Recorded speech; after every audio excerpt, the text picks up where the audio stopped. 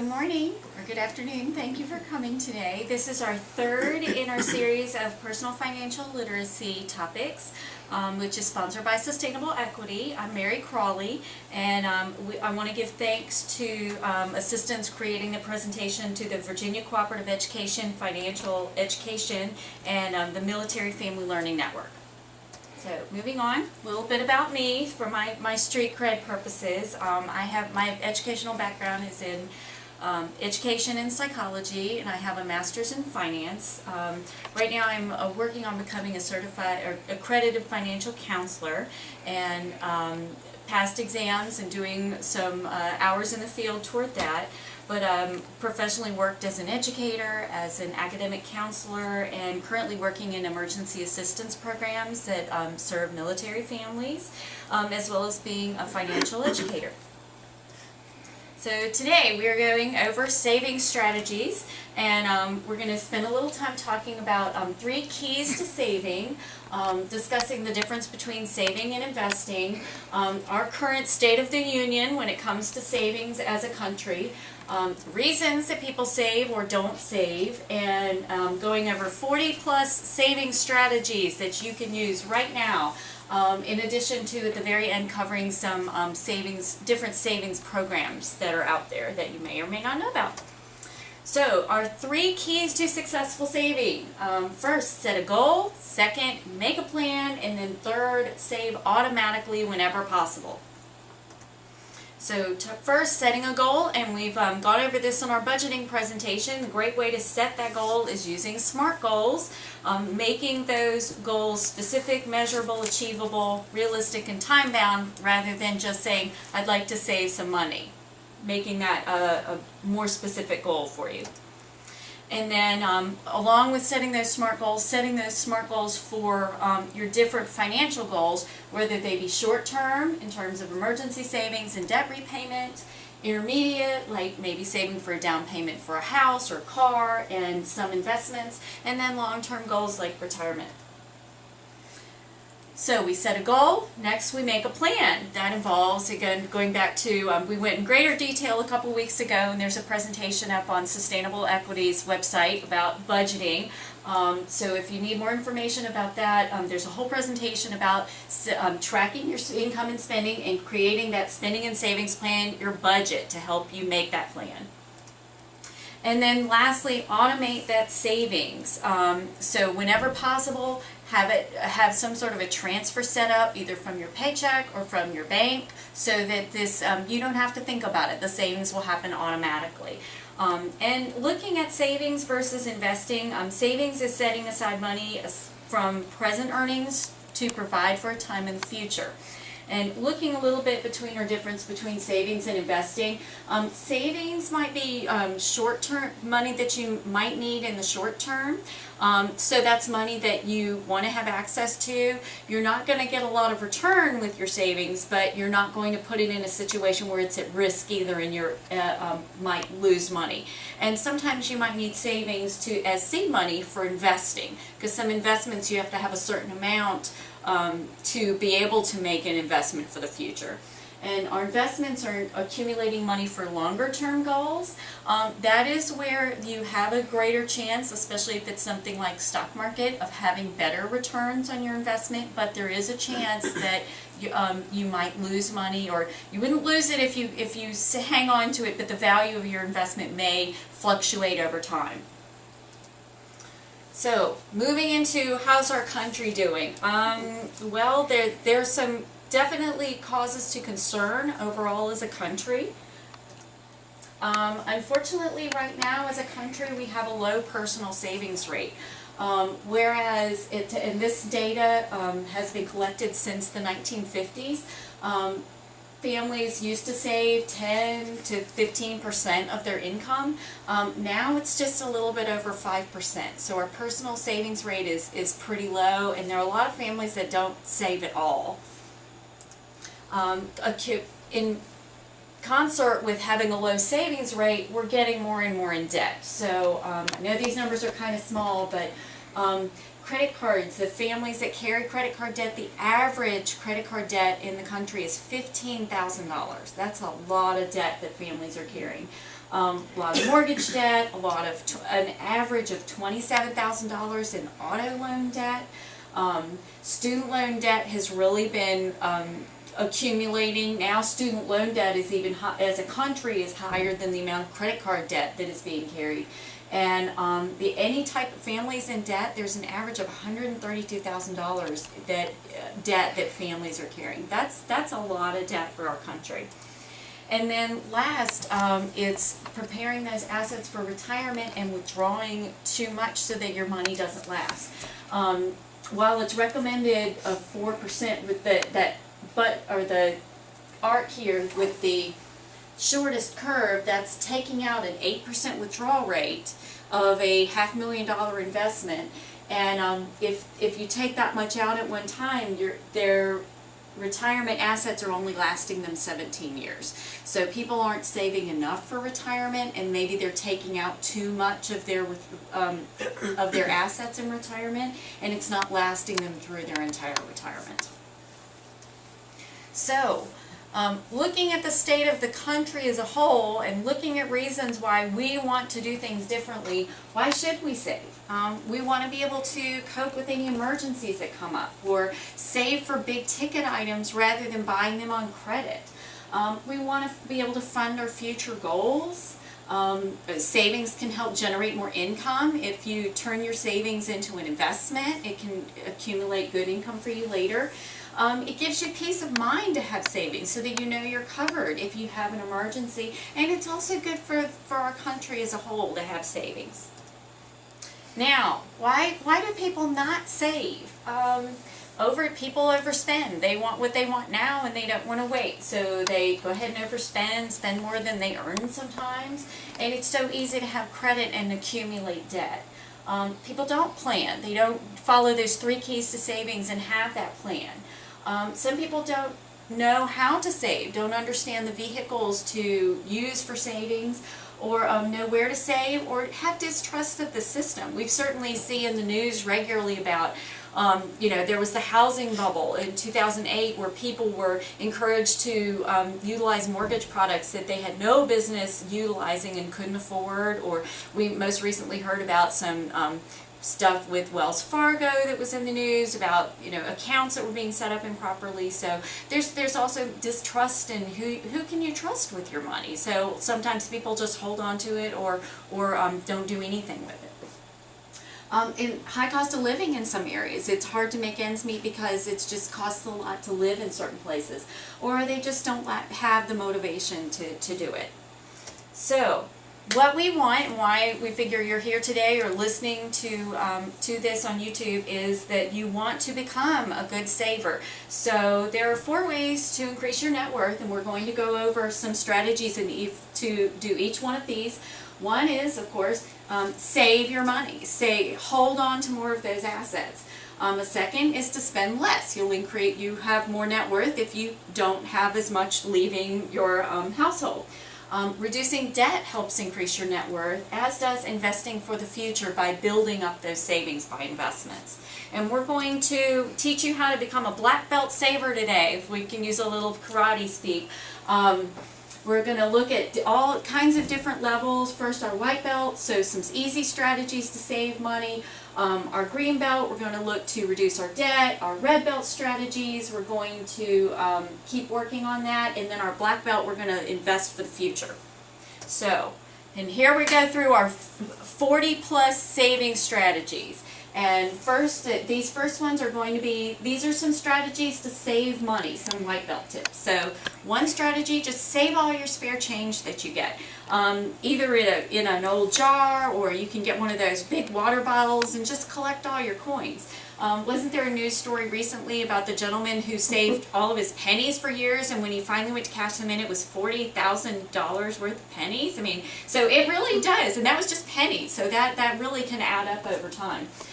So, not cutting you out, but No, please. A couple of weeks ago, a football player, I think, he had to pay something, and they wouldn't take a check from him or something, so he had coins. He paid his debt in coins, and they had to count it. Well, I had not heard that yet, but Yeah, that's it was great. a football player, I think, and so we'll know they refused to take a check or something. Mm. So he got all his friends on what is Facebook and all this stuff, and they came up with $40-some thousand worth of change. Oh my goodness, that's a lot. I would not want to have to count on that change. But yeah, see, change, people kind of think, and I mean, I see people walk by pennies and nickels and quarters in the street, but pick all that up and save it, it can really add up to a lot over time. So That's they a great punked them story. a little. And the second strategy is set aside all the $5 bills you get. So when you're doing your transactions and you get change back from having a cash transaction, anytime you get a $5, just put that aside and save it.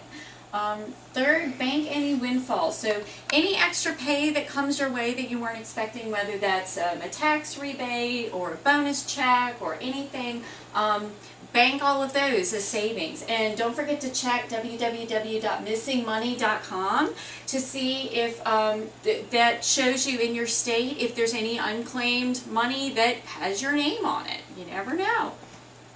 And because there are thousands of people who have whose names are listed here that might have money out there that's owed to them that is just waiting for them to claim it. Other strategies are white belt tips for saving money. Bank in extra paychecks. If you are paid weekly, there are 4 months where you get 5 checks, but form your budget around 4 monthly checks, and then those 4 months where you get that 5th paycheck, bank that check. If you're paid every other week, there are 2 months where you're going to have an extra, feels like an extra paycheck, bank that check. Kick it up a notch. So that's whatever you're doing right, do a little more of it. So if you're putting 2% of your paycheck into a 401k, kick it up to 3%. If you're going back to our first strategy, if you're saving all of your change, every day save all of your change plus $1, and it'll add up even faster.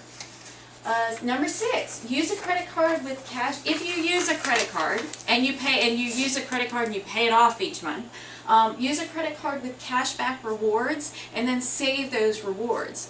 My family does that. We have one of the credit cards that we utilize that's a no annual fee card, gives different percentages based on what between 1 and sometimes 10 during the holiday times if you shop online with certain vendors, percent cash back, and that accumulates in an account, and a couple times a year I'll request a check out of that, and then I put that in our savings. So that was a pretty painless way to get a little extra money coming in.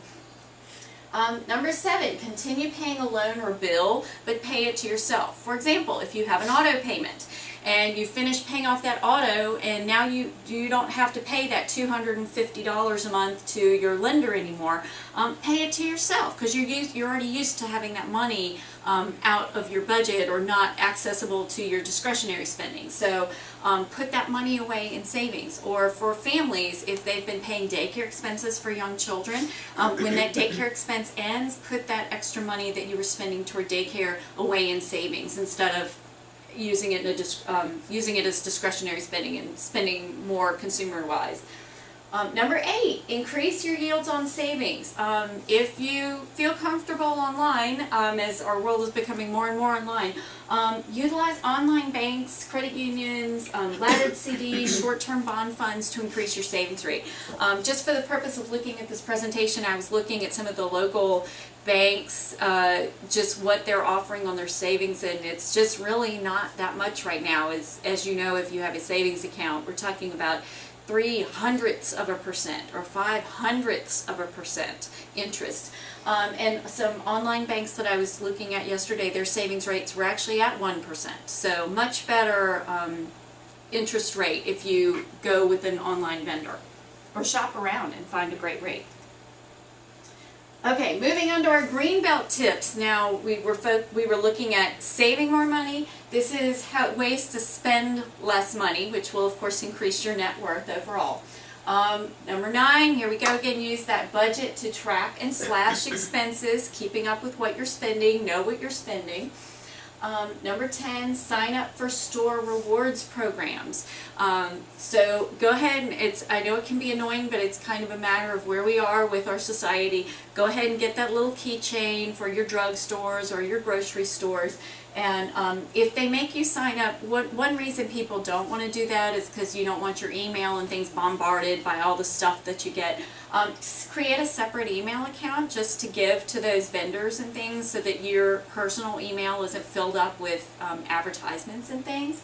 And then utilize the store card, or if they have a shopping app, for the discounts. I didn't do that the other day. I got caught without my drugstore card when I made a purchase, and I didn't have the phone number right because we move, and I just said, oh, just don't worry about it today. I'm not gonna, it'll be okay. And when I looked at the receipt later, I ended up spending some of those items I purchased you needed to utilize the card to get the best price, and spent several dollars more than I thought I was because I didn't have that card. So it really can make a difference.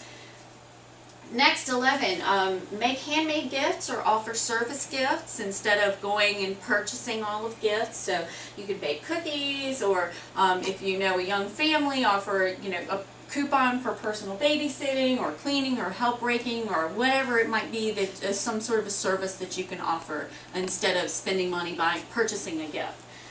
12, use a list. Utilize that list because it'll help you stay focused on your shopping experience and spend less.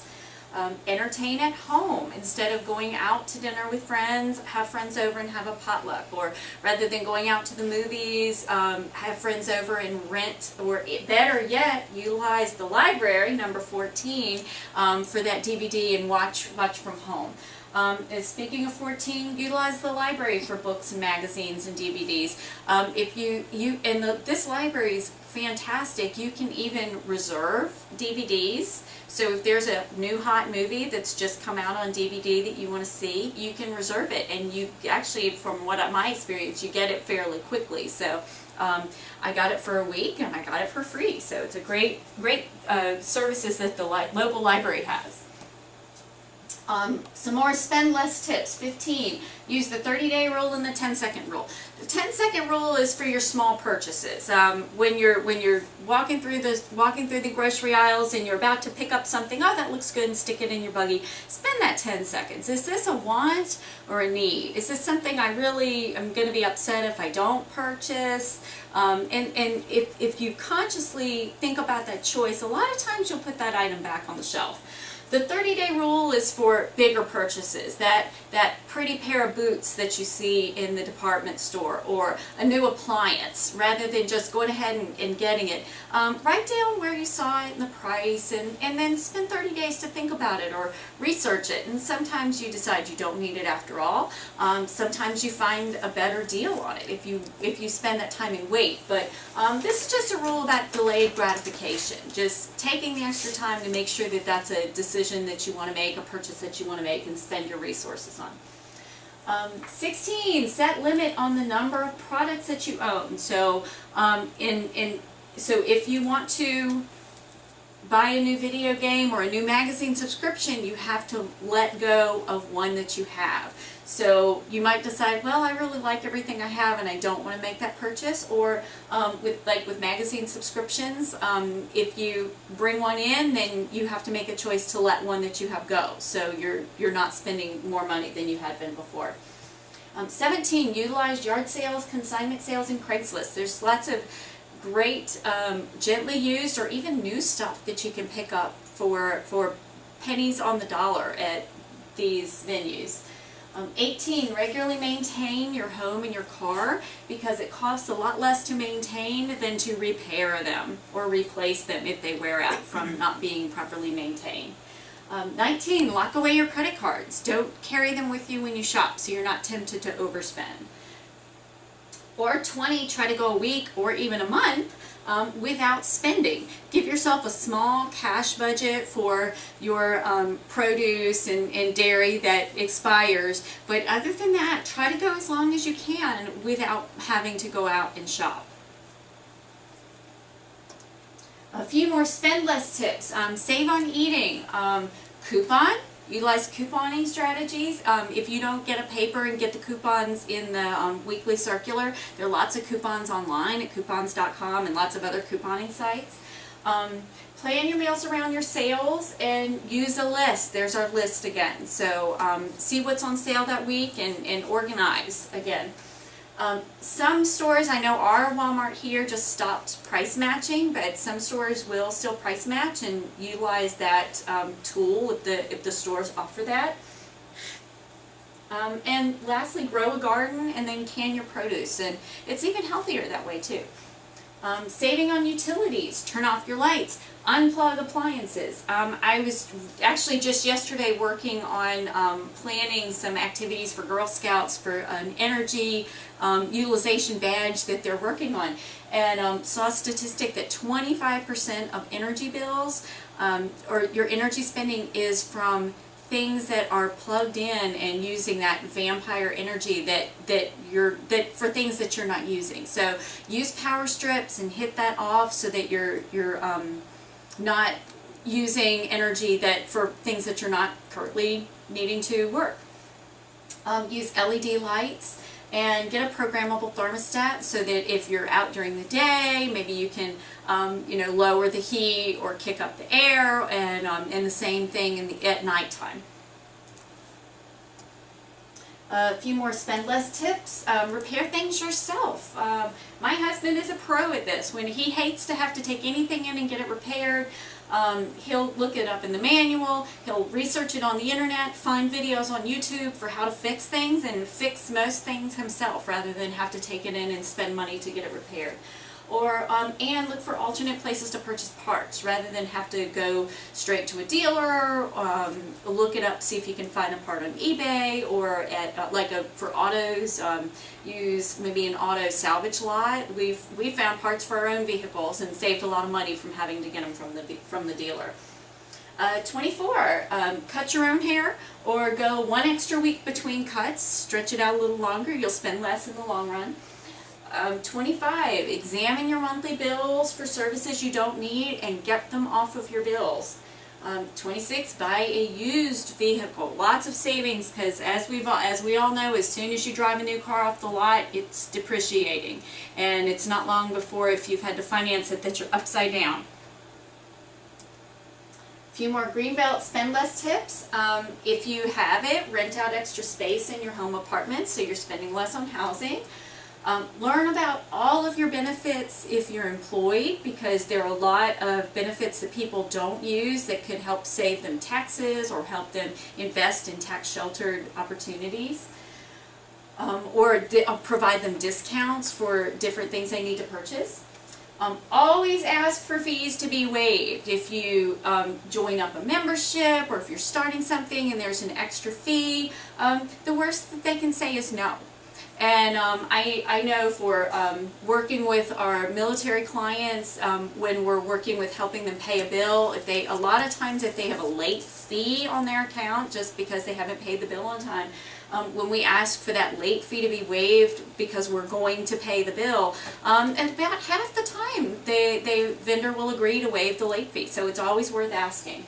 Always ask for discounts. Think about what categories if you can just get a discount, or if you're in certain categories like a senior, military veteran, or student, ask for discounts. Again, the worst thing they can say is we don't offer discounts for that. Hang out with fiscally like-minded friends. If you've got that friend, and we all have one, who likes to spend, or when you go out with them they encourage you to spend more than you should, just be careful and try to associate, especially if you're going out shopping or things, with people who are more like you in saving. Alright, our red belt. Moving on to our red belts, this is ways to reduce debt. Sell unused or unwanted items and put the proceeds towards your debt. This kind of goes back again to utilize Craigslist or eBay or have a yard sale, and then once you get rid of things you no longer want, use that toward any debt that you have. 33, negotiate rates with a credit card company, especially if you have good credit and you're paying, your credit card is at a 24% rate. See if you can get it down to 18 or 16 or 15. Or do a balance transfer. I've worked with families and there are a lot of credit cards because they, a lot of competition with all the cards out there, that offer 0% for 12 or 15 months when you do a balance transfer.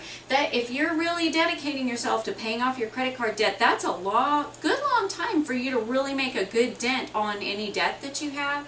And sometimes if you're paying, I've worked with clients who've been paying $100 to $200 to $300 a month just on the credit card interest. They have a really hard time chipping away at their principal balance because so much of their payment goes toward interest. Balance transferring to a 0% card can really help you get rid of that credit card debt. 34, design your debt snowball. That's a Dave Ramsey financial guru term where that's just the idea of doing everything in your power to really attack the problem if you have excessive debt and finding every means possible and every penny possible to pay down that debt as soon as possible. Another one that kind of is the same thing with the debt snowball, paying your debt down, is powerpay.org. They help you accelerate your debt payments.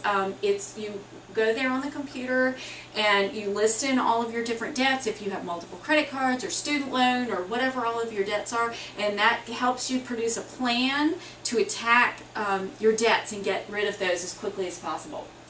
If you have student loans, consider consolidating. You can end up with a lower overall interest rate by consolidating, plus then you just have to worry about one payment.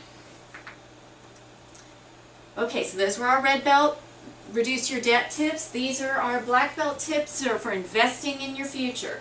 If your employer offers a retirement savings plan, go ahead and make the arrangements to have some money come out of your paycheck and invest in that 401k or 403b or 457 or TSP if you're military or government employee. Then you don't even have to think about it and your investment for your future is growing.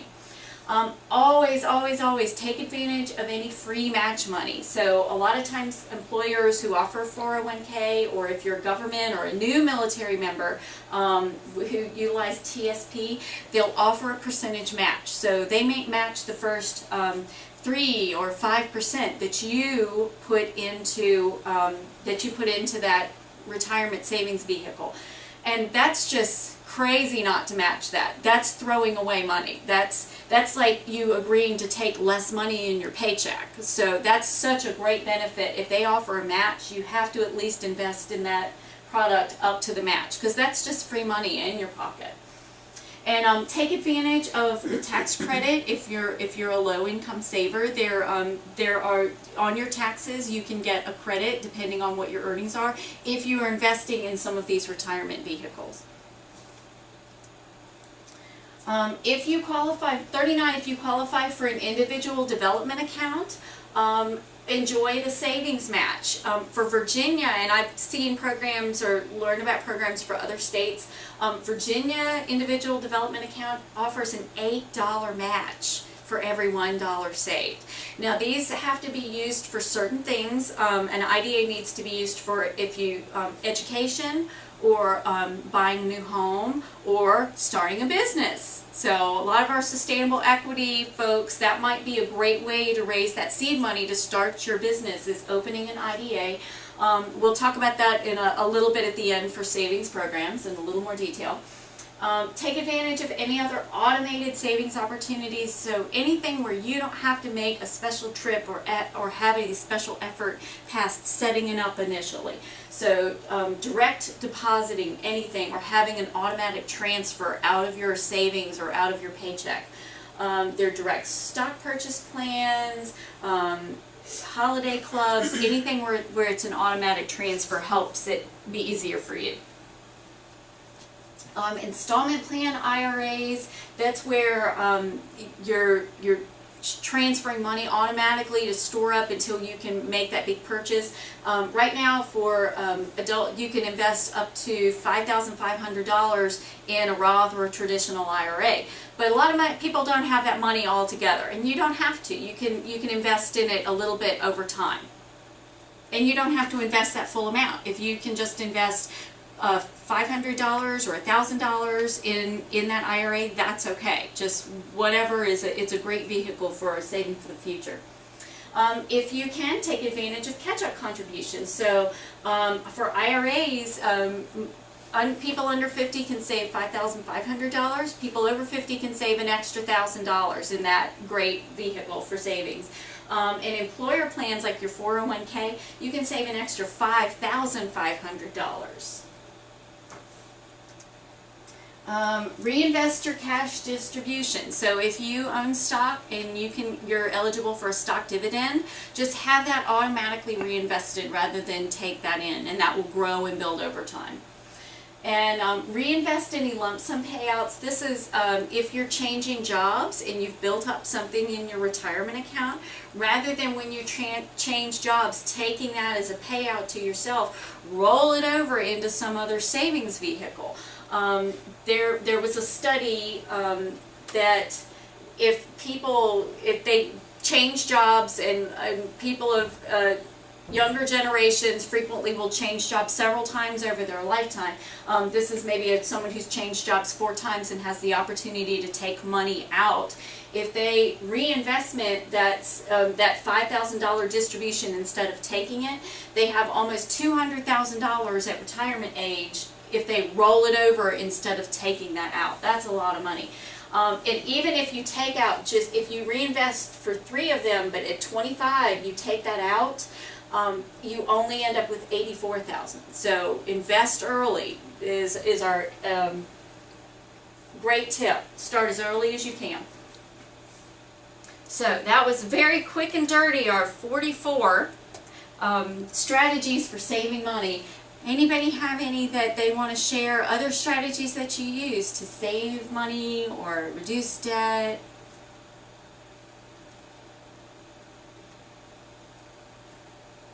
I had a question. A question. When you were researching the local banks, Yes. did you look into the credit unions? I did not, because a lot of them don't have their rates published online. Okay. But generally, credit unions do offer you a better return than your typical banks, for-profit banks. So that would be, if you're just looking, if you want to stay local, I would certainly encourage setting up a savings account at a credit union rather than one of the other local banks that are for-profit banks. Who typically qualifies for an IDA? There is an income, and we'll get to, can I table that for just a minute? Because Okay. we will get to that. Okay. Any other saving strategies anybody wants to share? Yeah. I brought my, when I was working, I was enrolled in the 403. Oh, okay, okay. Mm-hmm.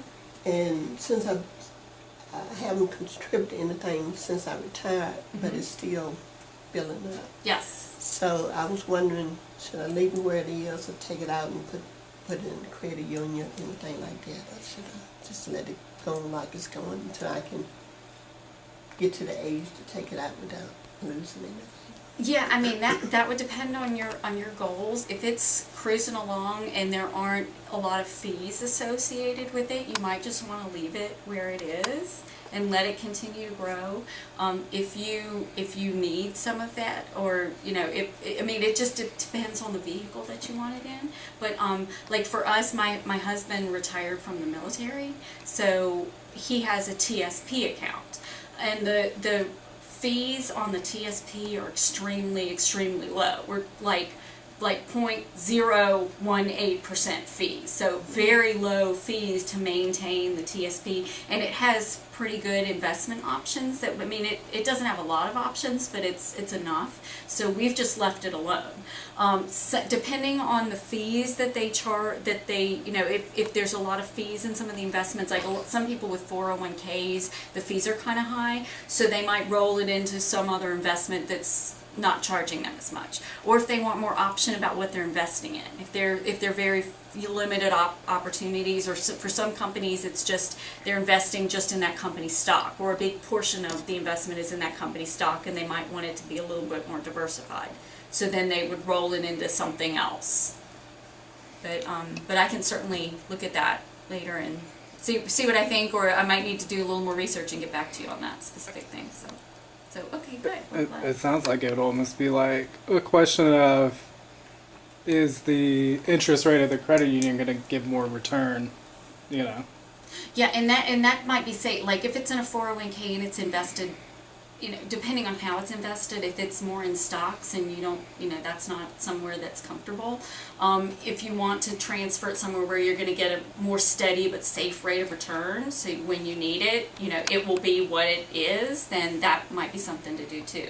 But a lot of those programs, like the 403b programs, you can set up and you can change the investments. So some might be more bond oriented, in which case you're not going to lose any money out of that. So, or a lot less likely to lose money out of that. So it just kind of depends, you know, I would say on the fees and then what it's currently invested in if you want to move it. But if the fees are good and it's, you know, in something that's relatively safe, then you might just want to leave it where it is until it's time to take withdrawals out of it. All right, well, we'll move on to our these are some different savings programs. First, Save Your Refund.